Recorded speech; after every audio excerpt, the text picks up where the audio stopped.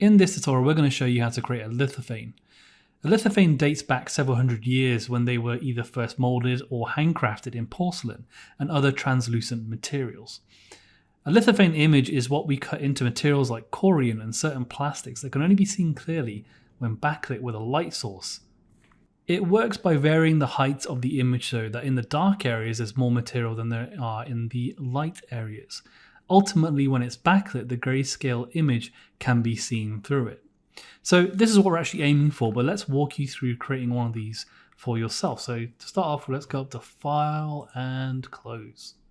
Okay, so to get started, let's create a new file. So let's go up to Create a New File, and we're going to make sure it's a single-sided job with a width of 8 inches, and we're going to have a height of 10 inches.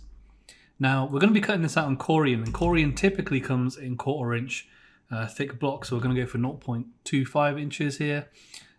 Units of course in inches. We're going to Z0 off of the material surface.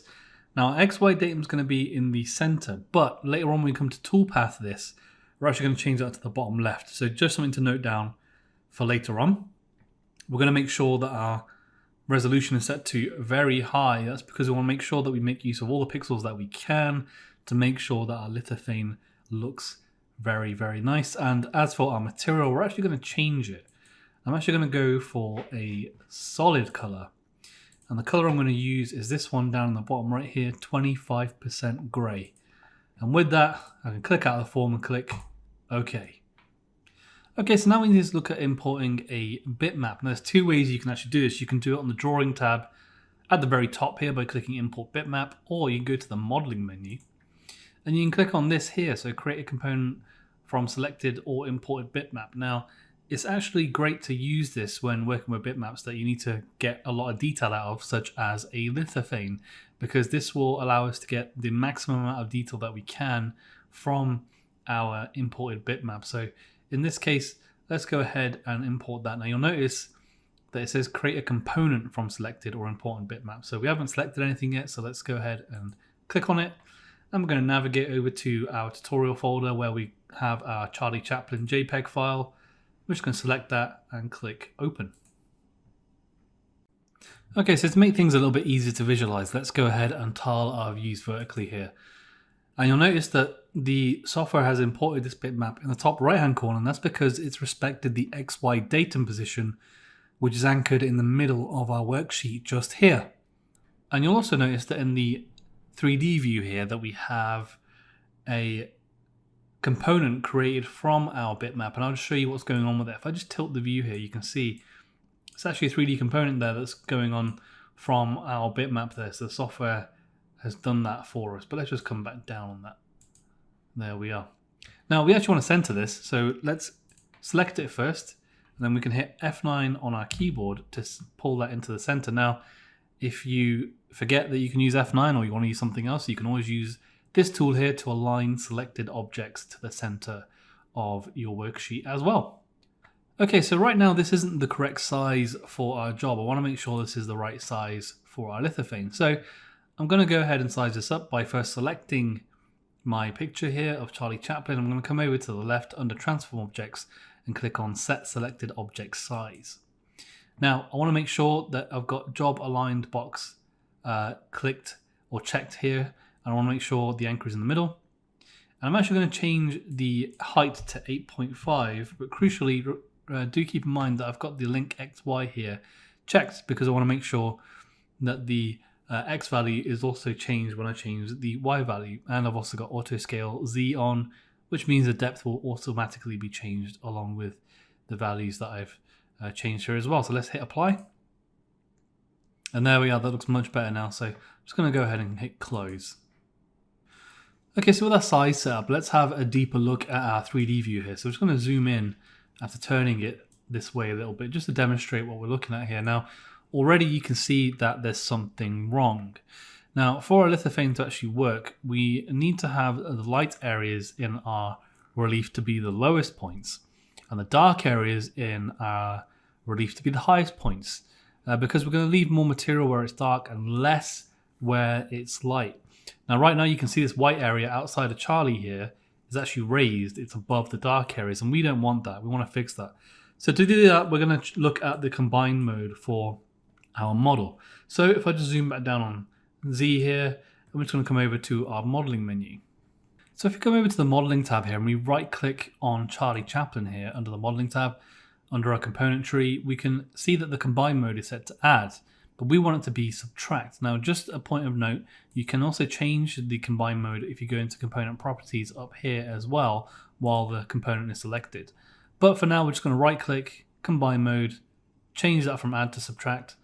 And now you'll notice right away that it's fixed a lot of the issues. And what it's done is it's changed a lot of the blacks to whites and changed some of the whites to black. And that's helped fix our issue here.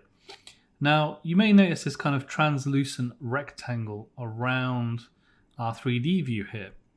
Now, that is actually our modeling plane, and that's just a reference point for us to build models on.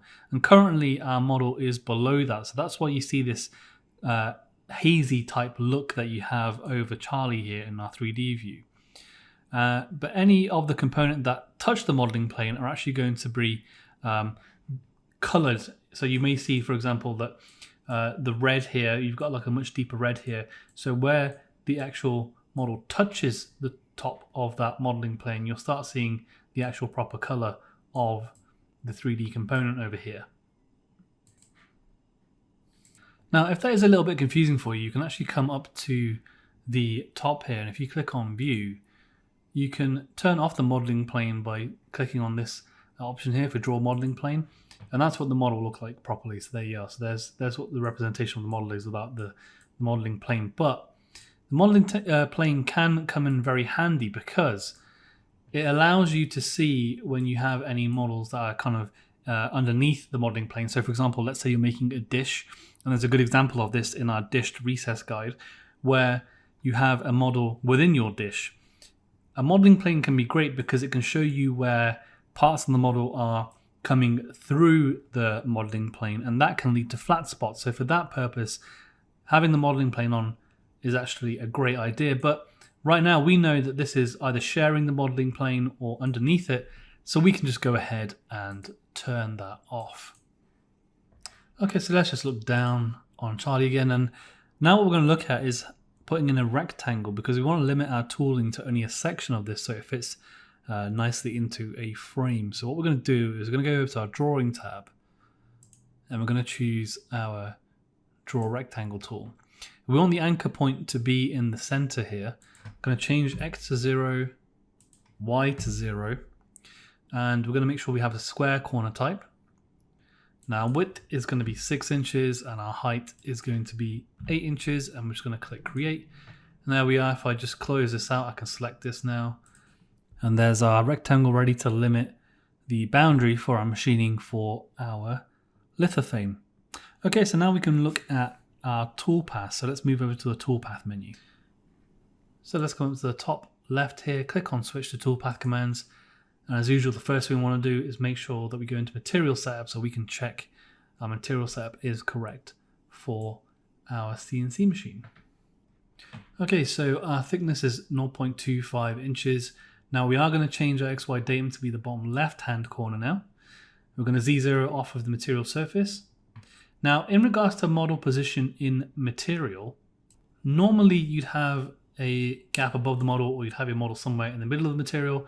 But in this case, we actually want a gap below the model. Now, to define that gap or that minimum thickness that we have on our lithophane, this will actually be determined by the material that you're using, and maybe the color that you're using and how translucent it is and how well the light can travel through it. So you have to change that to be what works for you. But for us in this case, I'm going to put in a value of 0.04, which will work for this case or this project in particular. In regards to my rapid Z-gaps above material, my clearance is correct, my plunge is also correct. And as for my home start position, I'm just going to change the Z-gap above material to 1/4 of an inch, because that's safe for my machine in particular. And obviously you need to adjust these settings for your machine in particular yourself. But with that, I'm happy with the settings that I've got here. So I'm just going to go ahead and click OK for now. Okay, so with that all set up, we can now look at actually using two different toolpaths to cut this out with. So we're going to use a roughing toolpath and a finishing toolpath. So first let's look at setting up our roughing toolpath. So to do that, let's go up to our 3D roughing toolpath, which is just this button over here. Let's just click on that. And as for our tool, we're going to use an 1/8" bore nose, but we are going to edit some of the settings for it.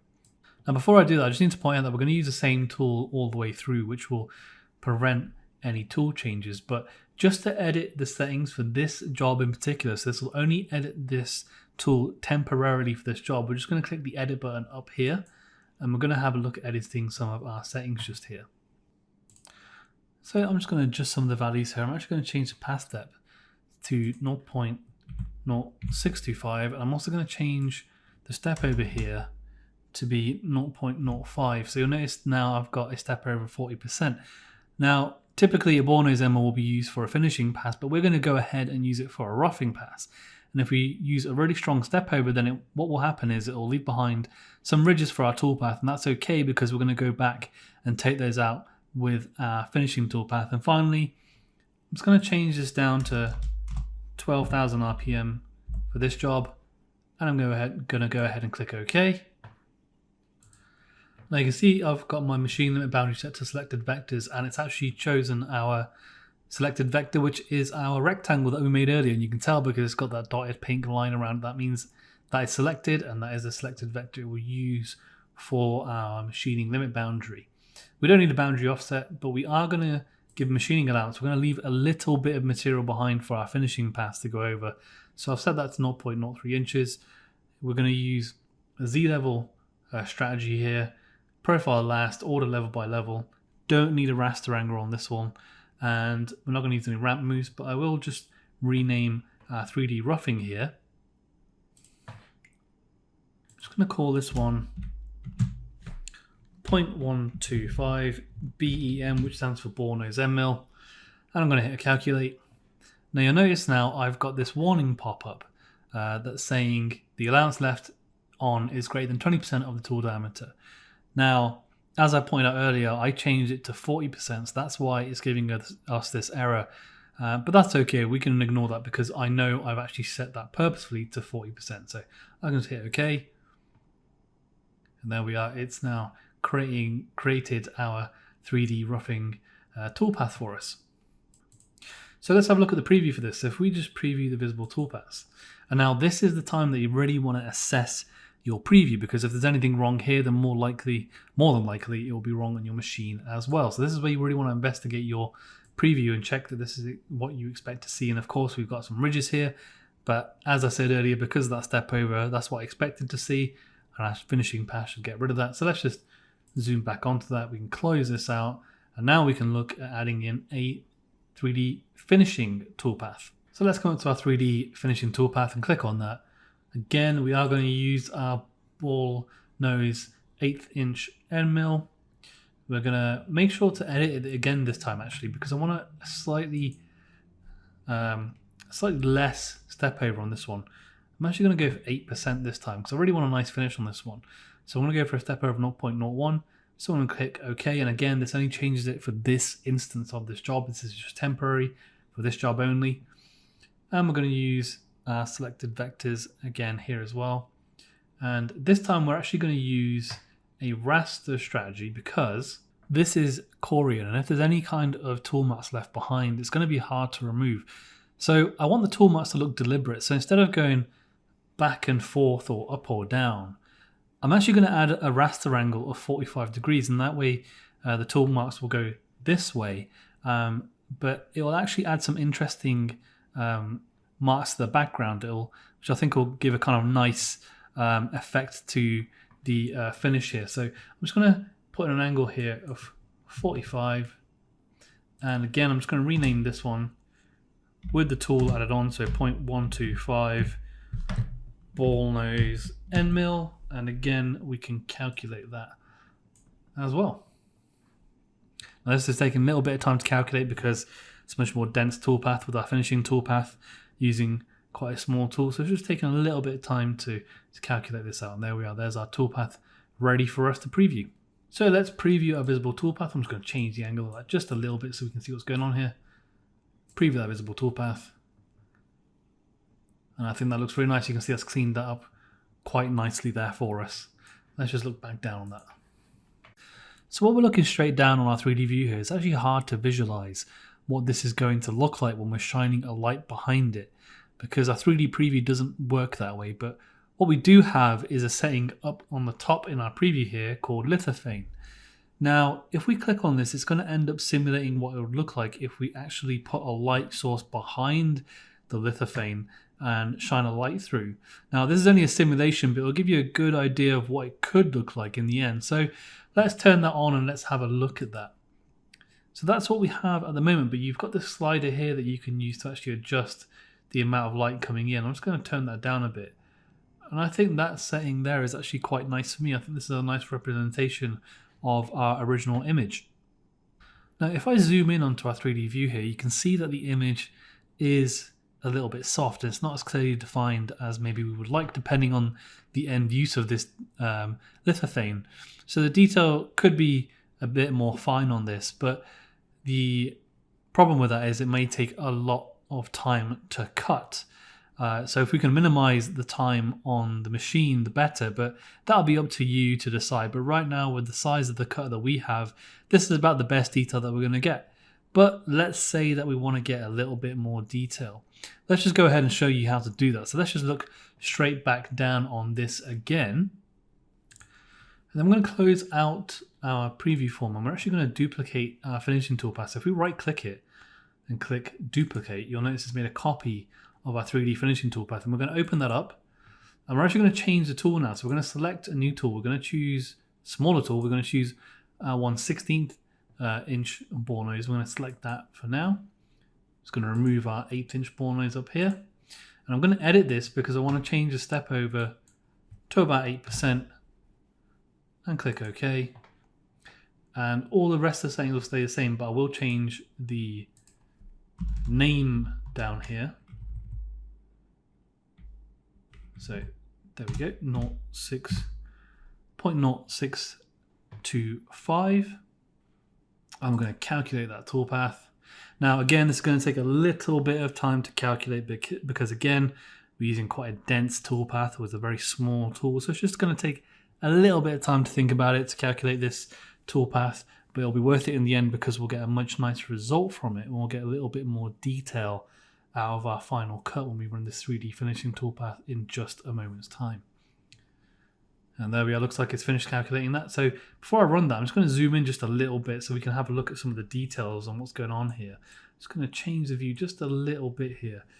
Okay, so let's preview this toolpath. So I'm just going to make sure this one's selected. And I'm going to change the speed down just a little bit. And I'm going to preview selected toolpath.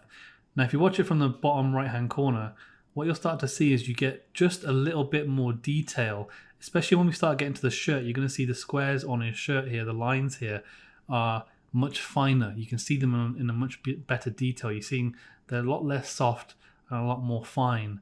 As we go up from the corner here, you can see gradually it's just getting a lot more detailed as we go up. I'm just going to speed this up a little bit. And there we are, that's finished that off. Let's look back down on that again. And we've got much more detail now. It looks a lot nicer. It doesn't look as soft anymore. Now, obviously, because I chose the 1/16 inch bore nose with some very basic maths, it should take about twice as long, but that's the sacrifice you have for using a much smaller tools, that it'll take a little bit more of your machining time. Now, that's a balance that you can decide on yourself, whether you want to spend the extra time machining it or if you have the extra time to machine it to that sort of detail level. But I thought it'd be good to demonstrate the sort of detail that you can get by sacrificing some of the machining time here that you have as well. Now at this stage we can actually close our preview, and I would like to actually save my file. So we're going to come up to File and Save. So let's pop up to File, and we're going to click Save As, and we're going to save this in our tutorials folder, but I'm going to call this Lithophane Creation Toolpaths. And so those toolpaths are now ready to go for future. So if you ever need to use them again in future, you can always just open this file back up, make any amendments, or just open it up to run it on your machine again. So let's just save that now. And there we are. and that is now ready to go whenever you need it.